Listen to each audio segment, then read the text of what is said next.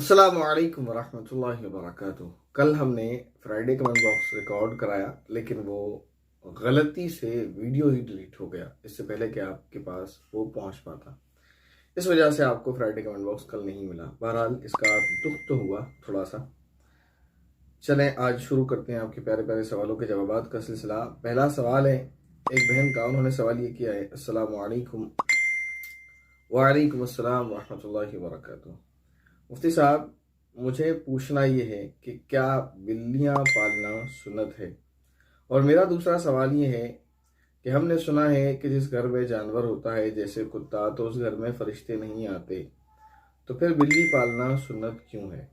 بہت اچھا سوال ہے آپ کا کہ بلی پالنا سنت ہے، اور ہم نے سنا ہے کہ جانور جہاں ہوتا ہے وہاں گھر میں فرشتے نہیں آتے رحمت کے، تو پھر بلی پالنا سنت کیوں ہے؟ بہت اچھا سوال ہے۔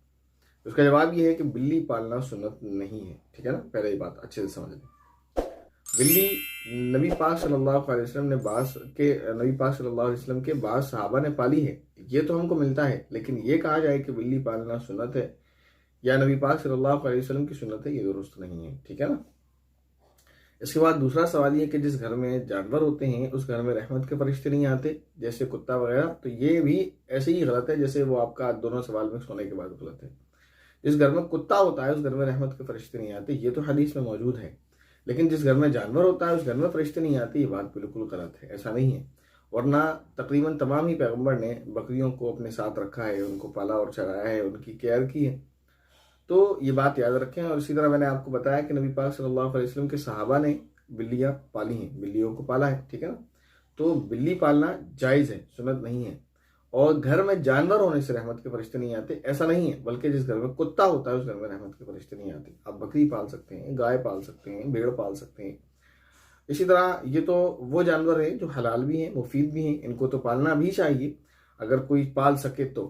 اس کے علاوہ بلی نہ پالیں تو بہتر ہے، اور اگر پال لیں تو جائز ہے، لیکن یہ اس بات کا خیال رکھیں کہ آپ اس کا خیال رکھ سکیں تو پالیں، ورنہ پھر نہ پالیں۔ اس لیے میں نے کہا کہ نہ پالیں تو بہتر ہے، کیونکہ شوق میں آدمی بلی پال تو رہا ہے لیکن پھر اس کا خیال نہیں کر پا رہا ہے، یا پھر انسان شوق میں بلی پال رہا ہے حالانکہ بلی اس کے بجٹ میں نہیں ہے، نہ وہ بلی کو لا سکتا ہے، یعنی لے تو آتے ہیں، نہ وہ بلی کو کھلا سکتے ہیں ٹھیک سے، نہ ہی پھر اس کی کیئر کر سکتے ہیں۔ تو اس لیے جیسے مثلا مان لیں آج کے کیسے سنے، لوگوں نے شوق میں بلی خرید لی، کوئی 8,000 کی، کوئی 10,000 کی، اس کے بعد جو ہے وہ بیمار ہوئی، اب اس کو علاج کے لیے بھی ڈاکٹر کے پاس لے کر گئے تو تقریباً 4 سے 5,000 کا خرچہ ایک ہی بار میں بیٹھ گیا، اس کی بیماری زیادہ تھی تو اس لیے دیکھ لیں آپ کے بجٹ میں ہے تو ٹھیک ہے، ورنہ ضرورت نہیں ہے کہ آپ بلی پالیں۔